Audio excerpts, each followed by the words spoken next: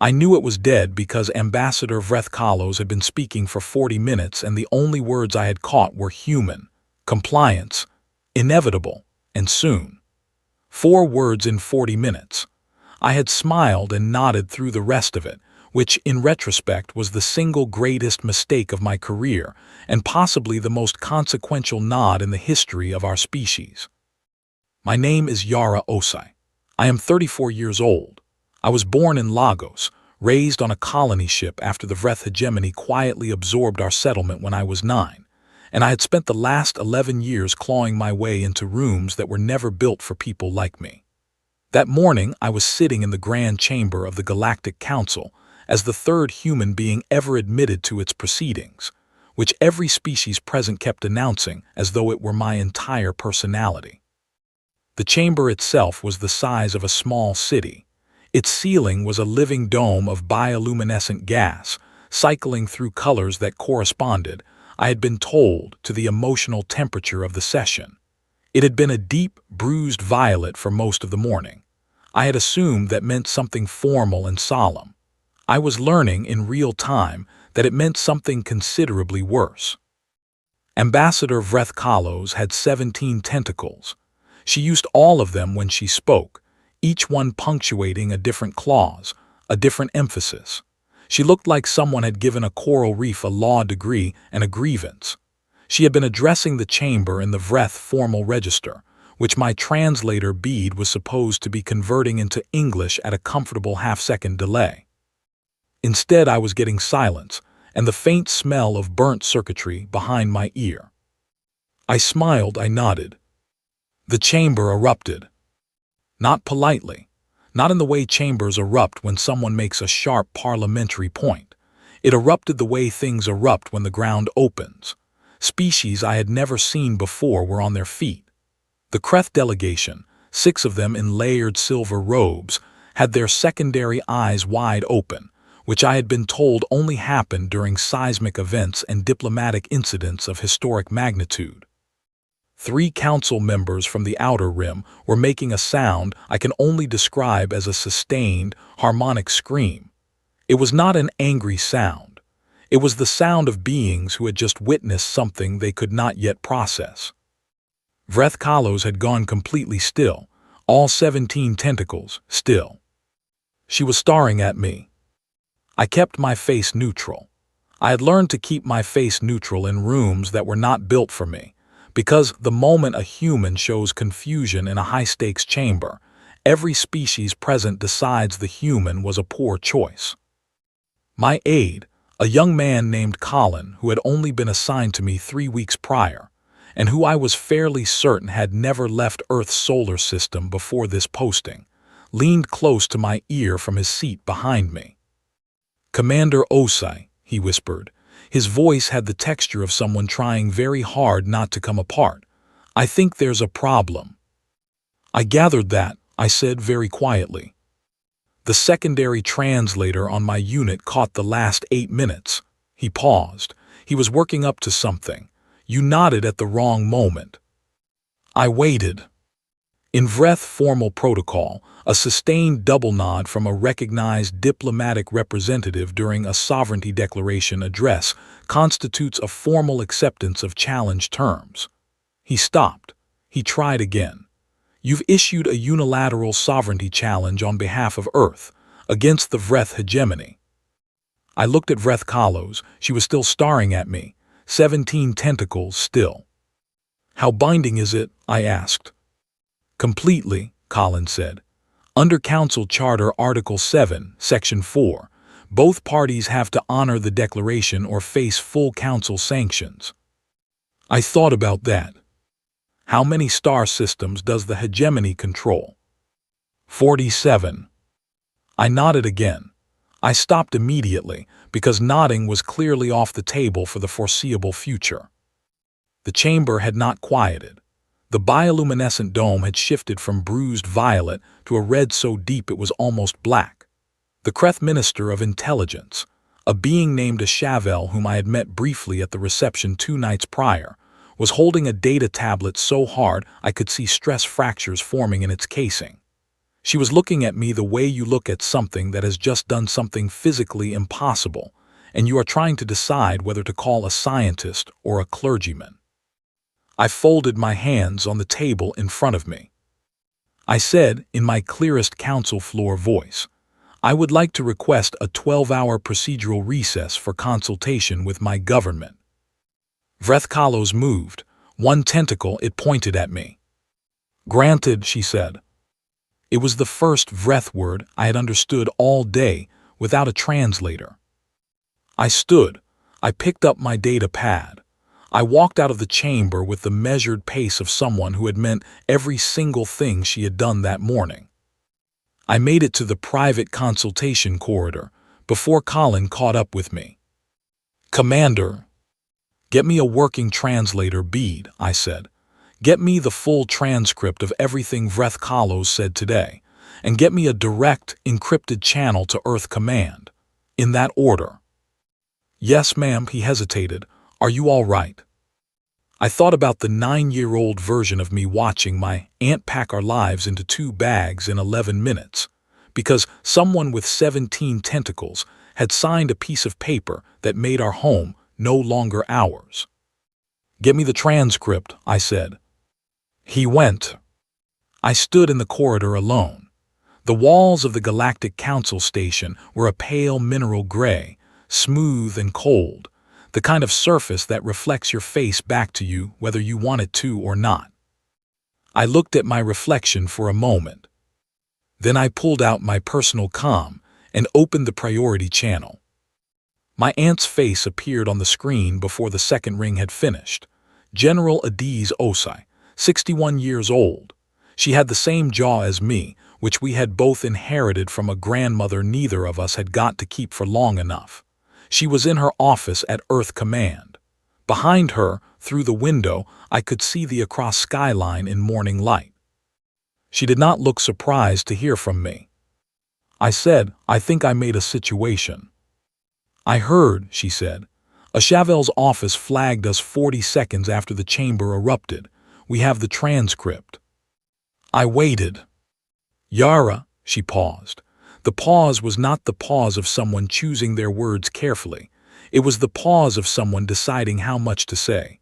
Read what Vrethkalos was actually announcing in that chamber. I'm waiting on the transcript now. Don't wait, she leaned forward slightly. She was not offering terms. She was announcing a timeline, 6 months, your colony, the other outer settlements, administrative absorption. It was already decided. The council knew. They were going to let it happen quietly. The corridor was very still. Nobody told me, I said. Nobody told anyone, my aunt said. That was the point. I thought about the chamber, the bruised violet dome, the Kreth delegation on their feet, Ashavel and her cracking tablet. The way Vrethkalos had gone completely still when I nodded. The declaration, I said slowly, it forced it into the open. It forced everything into the open, my aunt said. Before today, the hegemony could absorb the outer settlements and call it administration. Now it is on the council record as a contested sovereignty action. They cannot do it quietly anymore. I said, I nodded because my translator was broken. My aunt looked at me. Her expression was the same one she had worn the morning she packed our bags in 11 minutes. Not angry, not even grim, something past both of those. The face of someone who has already done the calculation and arrived at the only answer that matters. I know, she said. I didn't mean to. I know that too, she paused, but baby, you were not entirely wrong. The line was quiet for a moment. Earth Command, she said carefully, has been watching hegemony fleet movements for 8 months. We have been trying to find a way to open the conversation in a room the council couldn't close. My reflection stared at me from the smooth gray wall. The declaration, I said. Is the open door, she said, if you can hold it. Colin appeared at the end of the corridor, moving fast, new translator bead in one hand and a data tablet in the other. He looked like a man carrying more information than he was built for. I looked at my aunt's face on the screen. You're going to have to pretend you meant it, she said. Every minute of it. Can you do that? 9 years old, 2 bags, 11 minutes. A ship lifting off a planet that used to be home. I had been pretending I belonged in rooms that were not built for me for 11 years. One more performance was not going to break me. Yes, I said. Good, she reached for something off-screen. Because Earth is filing the formal return declaration in about 4 minutes, we're in. The comm went dark. Colin arrived at my side, breathing hard, and held out the data tablet with the full transcript. I took it. I read the first page. Then I looked up at the council chamber doors at the end of the corridor, large and pale and waiting. Colin, I said. Yes, ma'am. Find out everything the council knows about human military history. I started walking. And then find out everything they think they know. I want both lists, side by side. What are you going to do with them? I thought about 47 star systems. I thought about 6 months and a quiet timeline and a chamber full of species who had been planning to let it happen. I am going to introduce them to the difference, I said. The transcript was worse than I expected. Not because it was cruel. Cruelty is loud. Cruelty announces itself and at least has the dignity of looking you in the eye. What Vrethkalos had said in that chamber was something quieter and considerably more difficult to fight, which was the point. It was the language of inevitability, of things already decided, already moving, already past the stage where objection meant anything. The outer settlements would be absorbed into hegemony administrative zones within 6 months. The council had been informed as a courtesy, not for approval, not for debate. Courtesy. I read that word 3 times. I had been a courtesy too once. The third human admitted to council proceedings. They announced it like an achievement. What they meant was that my presence was a gesture, something that could be pointed to, proof that the council was open-minded and modern and not doing anything that required scrutiny. I sat in the consultation room with the transcript and my new translator bead, and I read every word Vrethkalos had said until I had the shape of it exactly right in my head. Then I closed the tablet, set it flat on the table, and spent the remaining 8 hours preparing for a session I was going to have to walk into as though I had planned it from the beginning. Colin brought me coffee at some point. It tasted wrong. I drank it anyway. By the time the council reconvened the following morning, Earth's formal return declaration had been on the record for 11 hours. Every species on the station knew. The corridor to the chamber was lined with observers from 17 different delegations, which never happens during routine sessions, and every single one of them went quiet as I walked past. Not the polite quiet of diplomatic deference. The other kind. The kind that means people are trying to work out whether they are watching something historic or something catastrophic, and they are not yet sure there is a difference. I took my seat. Vrethkalos was already at her position. She looked exactly as she had looked the day before. Composed. Certain. 17 tentacles arranged in a posture that my new translator Bede's cultural module identified as controlled contempt, which was a posture I recognized immediately because I had been on the receiving end of it for most of my professional life. The council chair, a very old being named Orensal whose species communicated partly through color shifts in their skin, called the session to order. The dome above us was a flat, neutral amber, waiting. The Kreth Minister of Intelligence, Ashavel, requested the floor first. She stood at the center podium and presented the official threat assessment of Earth's military capacity. It was 12 pages. I looked at the document on my data pad. 12 pages. For a species that had been in continuous armed conflict with some part of itself for the entirety of its recorded history. A species that had come within a handful of decisions of ending its own planet not once, but twice before it was 40 years into space travel. A species that had produced more documented tactical innovations than the next 6 council members combined. specifically because it had spent millennia fighting itself and had gotten very, very efficient at it. 12 pages. I read page 1. I set the pad down. I picked it up again and checked that I had the right document. I did. HFY was explaining, in her precise and careful voice, that Earth's military forces were regionally dispersed, logistically inconsistent, and operationally compromised by the species' well-documented psychological volatility. Psychological volatility. I thought about my aunt's face. I thought about 11 minutes in 2 bags and a ship lifting off a colony planet that would be rechristened with a hegemony administrative designation before the year was out. I thought about what that kind of loss does to a person over the long run, not what it does in the moment, the grief and the fury and the cold, helpless weight of it. What it does to you after you have lived with it for 25 years, what it builds in you, what it makes you capable of. The Kreth minister finished her presentation. The chamber was quiet in the way chambers go quiet when everyone is waiting for someone else to react first. I raised my hand. The chair recognized me. I walked to the center podium. I set down my data pad. I looked at the 12-page document on the screen behind me, and then I looked out at the chamber, at the hundreds of faces and tentacles and compound eyes, and whatever the Dreth delegation used for faces, which I still had not fully worked out. I said, I would like to add a supplemental note to the threat assessment of Earth. HFY tilted her head slightly. It was a polite gesture. She was expecting a brief clarification, a correction of 1 or 2 figures. I talked for 22 minutes. I did not raise my voice once. I started with history, not military history, not the kind that shows up in threat assessments with numbers and fleet tonnage and engagement records. The other kind. I talked about what happens to a human population when it is threatened not from outside but from within. The way humans had spent thousands of years finding new and elaborate ways to threaten each other, and how that process, brutal and costly as it was, had produced something that no external threat could have produced.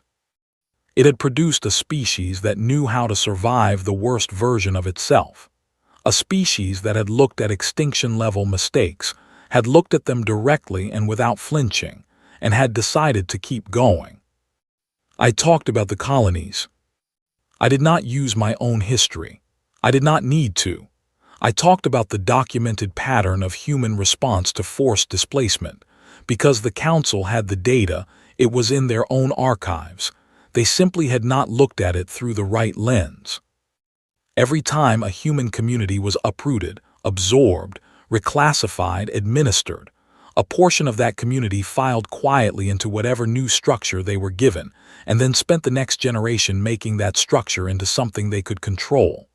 Not through confrontation, through paperwork, through memorization, through the patient, grinding accumulation of small advantages that looked like compliance until the moment they did not. The Vreth hegemony had absorbed my colony when I was 9.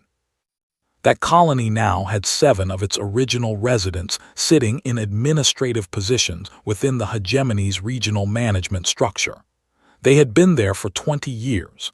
They knew where every file was kept. I did not say any of that out loud. I did not need to. I moved on to the psychological volatility point. I explained, still very calmly, that the Kreth assessment had identified human psychological instability as a military weakness. I understood why.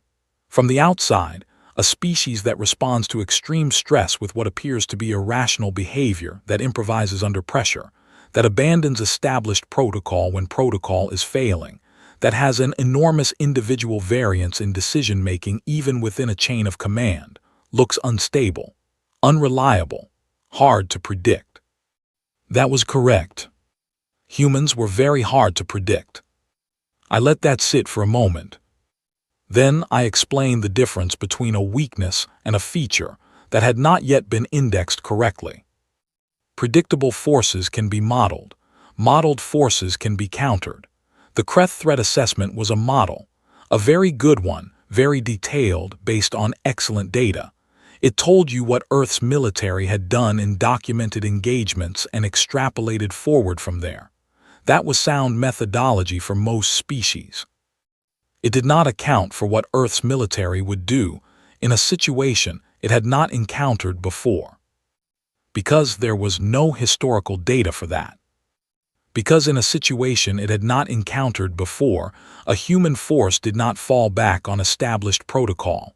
It invented, immediately, under pressure, often with whatever was physically present in the room. I had been in that room with a Chavel's 12-page document. I had read page 1 and put it down. I said, "The assessment tells you what we have done. It cannot tell you what we will do because we do not fully know yet either. That is not a weakness. That is the variable that your model cannot contain." The chamber was completely silent. I added as an afterthought, "We have also had 8 months to observe hegemony fleet movements. We have been waiting for the right room to discuss it. I appreciate the council providing that room." I picked up my data pad. I walked back to my seat. The Kreth Minister Chavel had not moved since I began speaking. Her secondary eyes, the pair she could not consciously control, were completely white. I had been told that only happened during events of extreme significance. I had been told it was involuntary.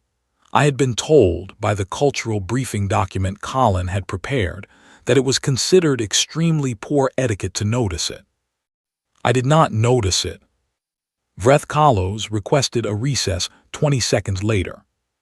It was the first time in the recorded history of the Galactic Council that a hegemony ambassador had requested a procedural recess in the middle of an open session.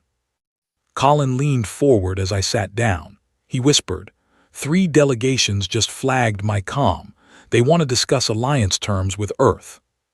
"Which 3?" I asked. He told me. I looked at the council dome above us. The amber had shifted. It was moving towards something I had not seen before, a color that was not on the cultural briefing chart, something between gold and green. "Colin," I said. "Yes, ma'am."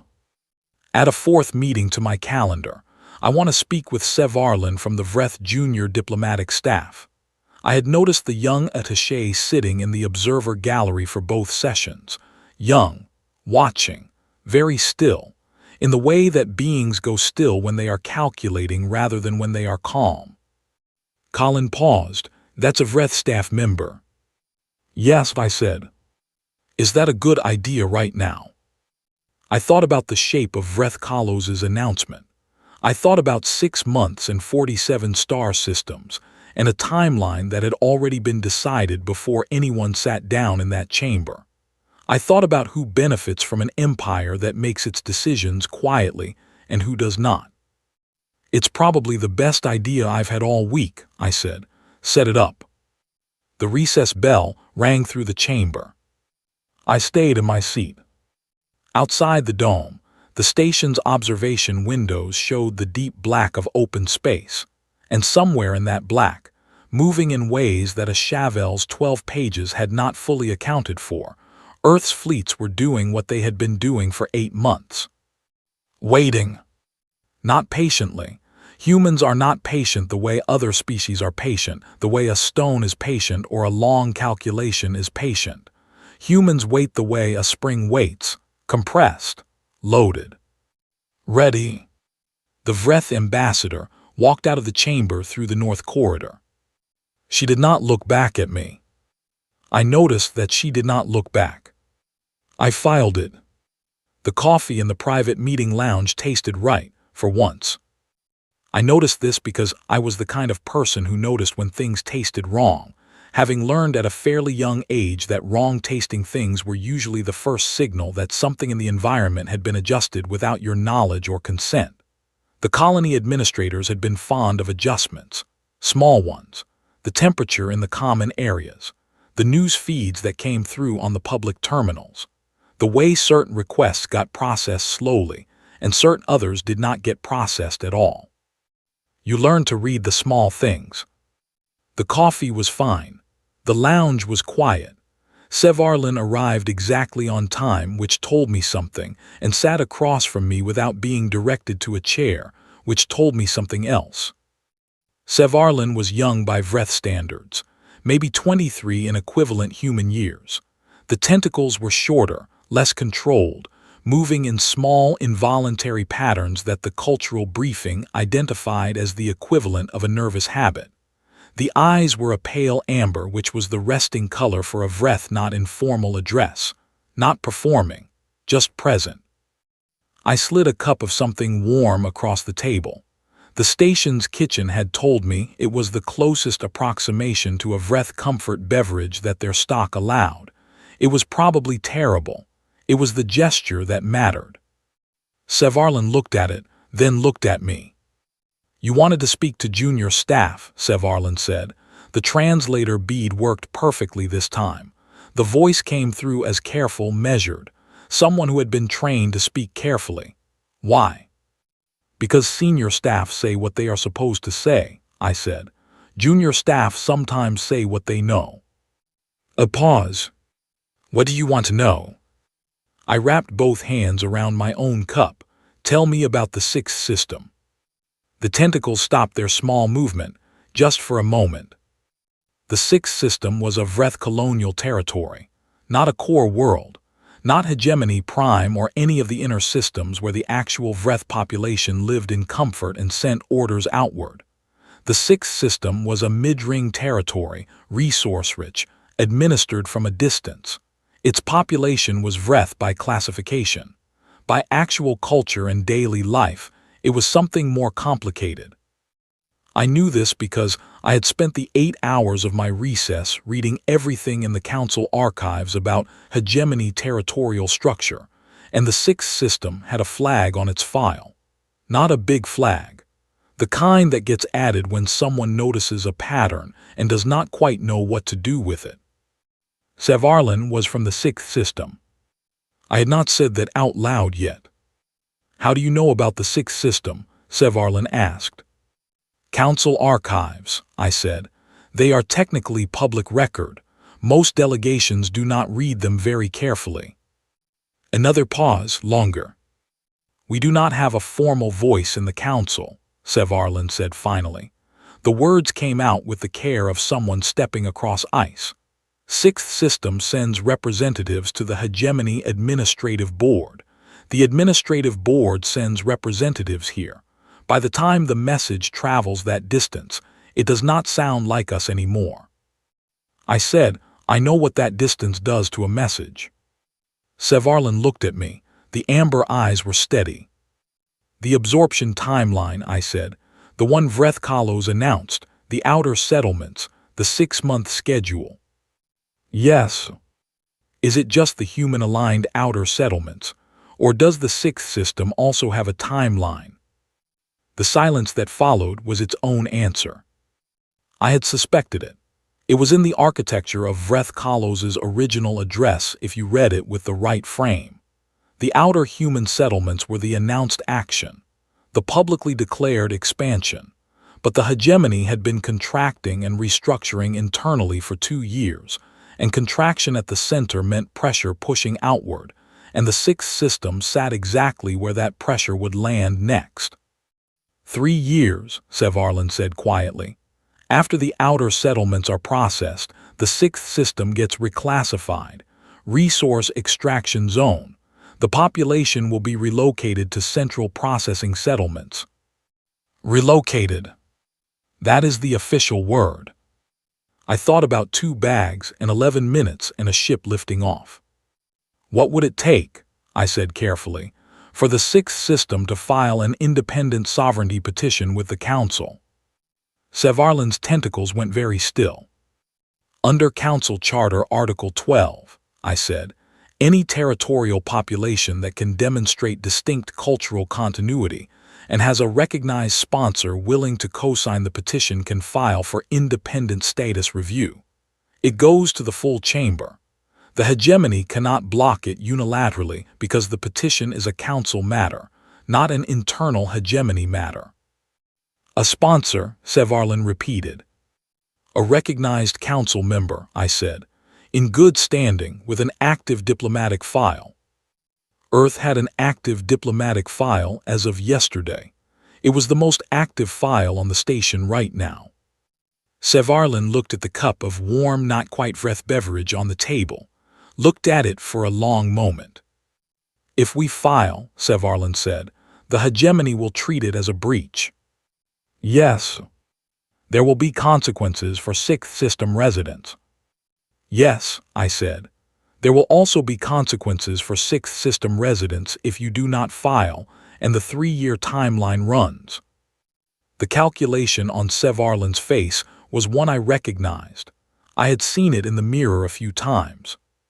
The particular math of deciding whether the known bad outcome is better or worse than the unknown one. The question that has no clean answer. What does Earth want? Sevarlin asked. A deposition, I said. On record, everything you know about the hegemony's internal restructuring plans, the Sixth System timeline, any other systems with similar flags, all of it on the Council record where it cannot be quietly archived. And in return, Earth will co-sign the sovereignty petition and will formally advocate for Sixth System representation in any post-resolution negotiations. Post-resolution, Sevarlin said slowly. You believe there will be a resolution. I believe there will be a negotiation, I said. The shape of what comes after depends on what goes into the record before we get there. Right now the record is thin. I would like to make it less thin. Sevarlin was quiet for a long time. The lounge around us was still. Through the small window beside us, the station's exterior lights were coming on as the rotation cycle moved toward the artificial night period.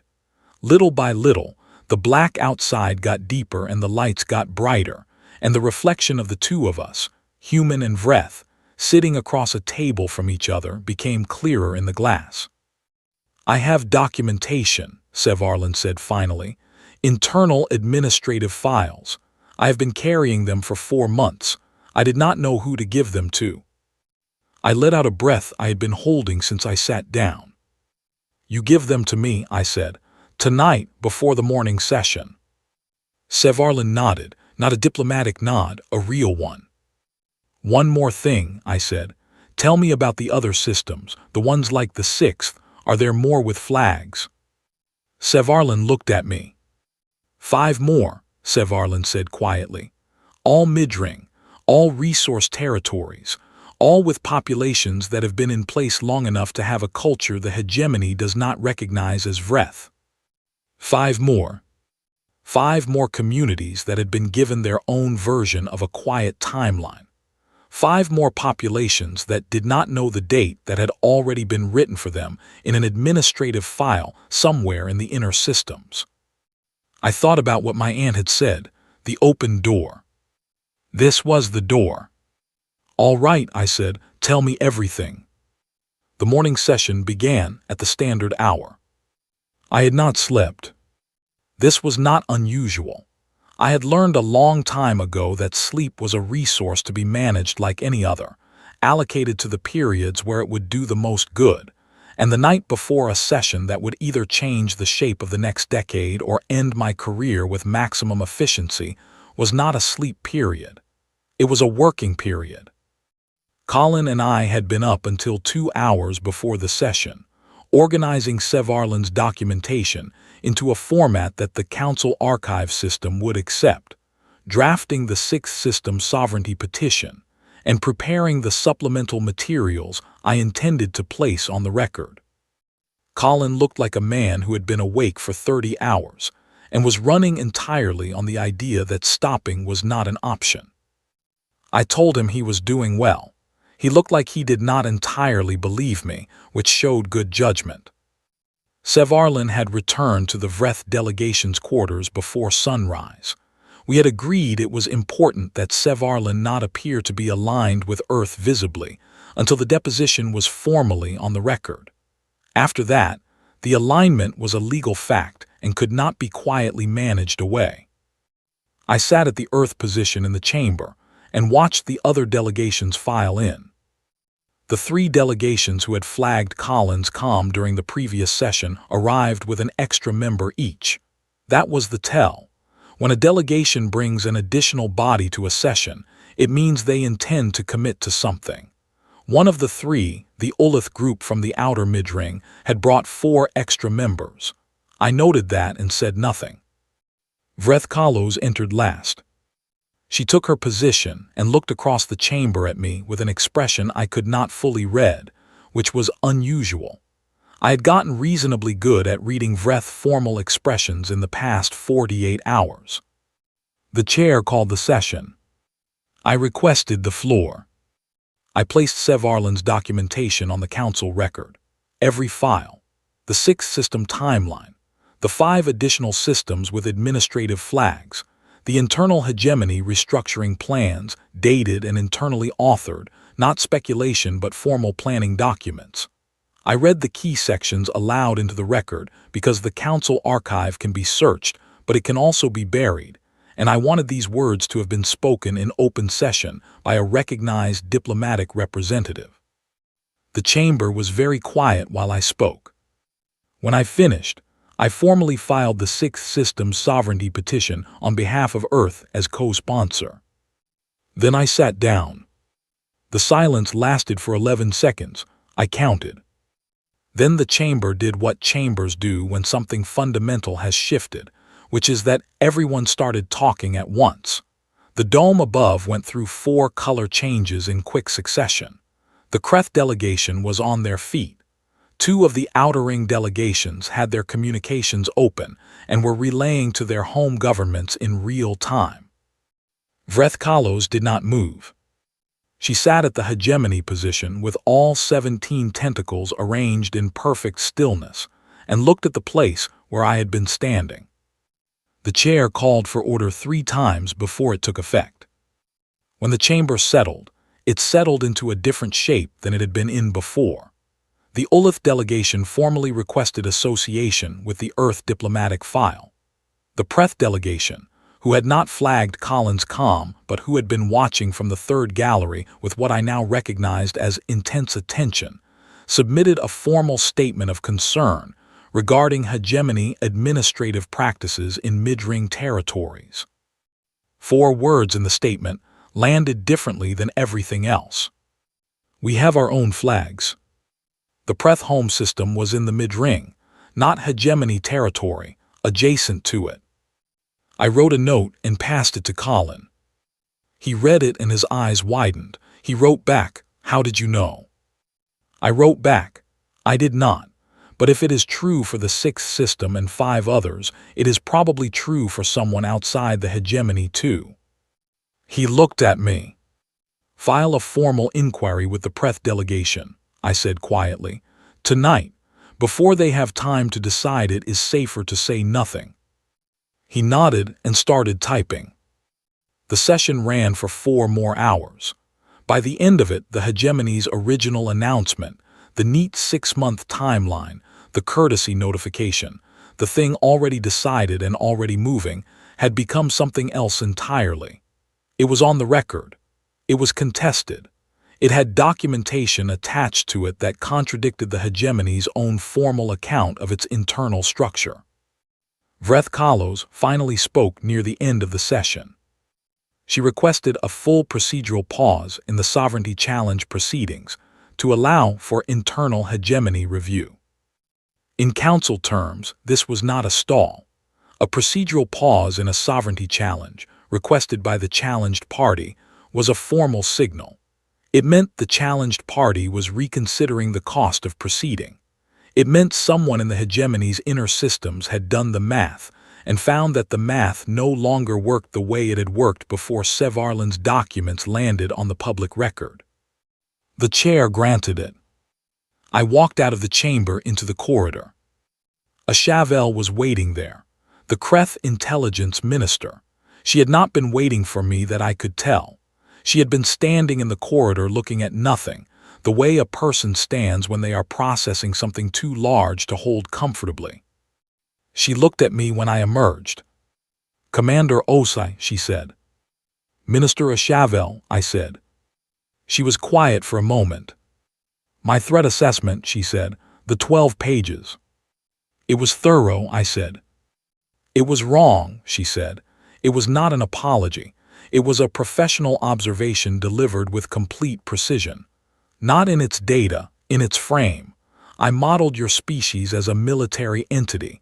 I should have modeled it as an adaptive system. The distinction matters, I said.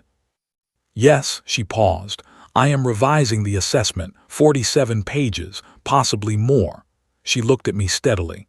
I wanted you to know that I take my errors seriously. So do I said. It is how you keep from repeating them. She held my gaze for a moment longer, and then she gave a small, precise nod and walked away down the corridor.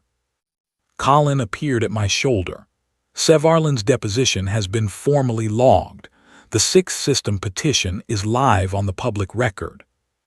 Good. The Preth delegation replied to the inquiry. They want a meeting tonight. Set it up. You should also know, he said carefully, that the hegemonies recalled 3 of its mid-ring fleet units. They were flagged moving toward the outer settlements last week. They've turned around. I stopped walking. All 3, I said. All 3, he said, as of 2 hours ago. The fleets had been moving for months. 8 months of hegemony ships edging toward positions that were not aggressive enough to trigger a council alert, but were consistent enough to be a pattern if you were watching carefully. They had turned around. Not because Earth's military had engaged them. Not because anything had fired. Because a piece of paper had landed on a public record, and the math inside the hegemony had changed, and someone in the inner systems had looked at what was on the council file now and decided that the quiet approach was no longer quiet. I stood in the corridor and thought about that. This was the thing that the 12-page threat assessment had not known how to measure. Not firepower, not fleet tonnage. The specific, patient, grinding way that humans change the cost of a decision without firing a single shot. The paperwork, the petitions, the archive entries and the formal inquiries and the deposition filed by a young Vreth attaché who had been carrying documents for 4 months and had not known who to give them to until now. My aunt had told me, the night we left our colony, that the point was not to fight every battle. The point was to make sure that when someone calculated the cost of taking something from you, the number they arrived at was always higher than they expected. The fleets had turned around.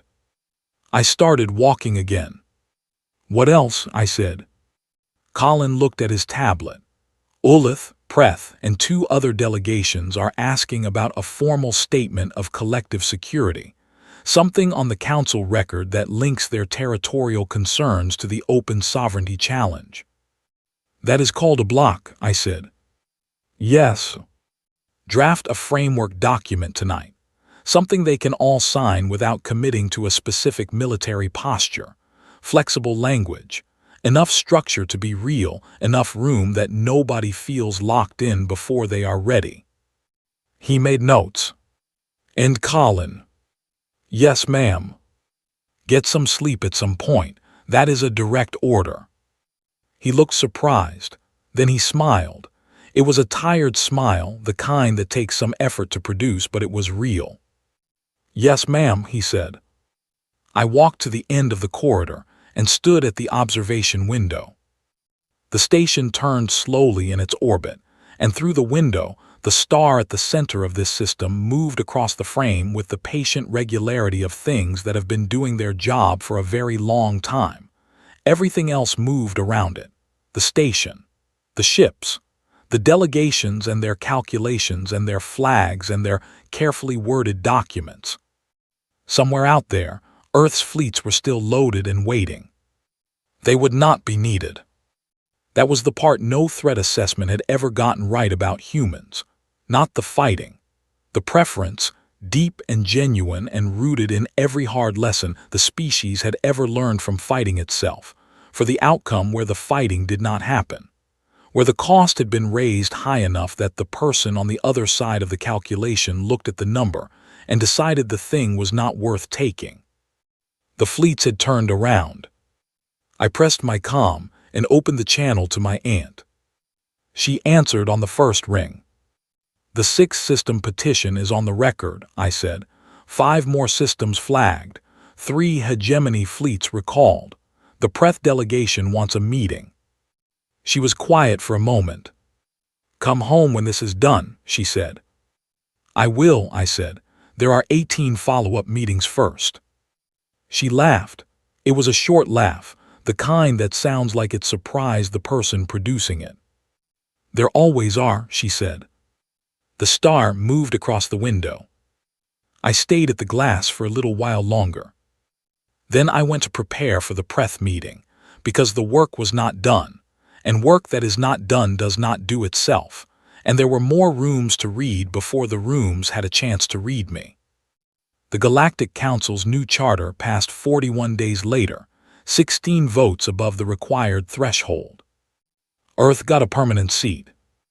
Not a courtesy seat, not a gesture, a seat with full deliberative weight, a seat that had to be reckoned with, a seat that had been earned in the most human way imaginable, not by being the biggest force in the room, but by making the room's existing forces recalculate everything they thought they knew. The Vreth hegemony signed the new charter. Vreth Kalos signed it personally. She did not look at me when she signed it. I did not need her to. The sixth system filed its formal sovereignty declaration the same afternoon. 5 more systems followed within the week. Sevarlan was named interim representative for the sixth system's council observer status, which was not a full membership but was a beginning, and beginnings were what mattered. Ashavel's revised threat assessment of Earth ran to 47 pages. I did not read it. Not because I was not curious, but because what it said about my species was something I already knew, had always known, had been carrying since I was 9 years old, watching my aunt pack 2 bags in 11 minutes without once looking like she was beaten. We are hard to predict. We are very hard to model. We do not fight every battle. We change the cost of taking something from us until the cost is higher than anyone is willing to pay. And we do it with paperwork and petitions and 22-minute speeches and warm cups of not quite right beverages slid across tables in quiet rooms.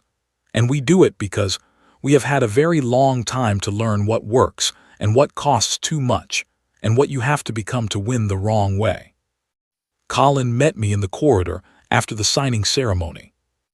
He looked like a person who had aged approximately 4 years in 41 days and was at peace with that.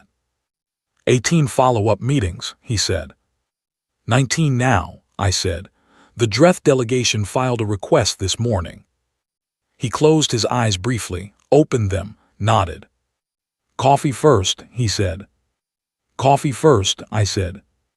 We walked toward the lounge. Behind us, through the dome above the council chamber, the bioluminescent gas was cycling through a color I had not seen before that first eruption, the color that was not on the cultural briefing chart, the one between gold and green. I had asked about it, eventually. The station's cultural liaison had told me that the dome color had not been recorded in the active archives because it had not appeared in a very long time. It meant, roughly translated, something new is beginning. I had filed that away. I did not mention it to Colin. He would figure it out. They always do.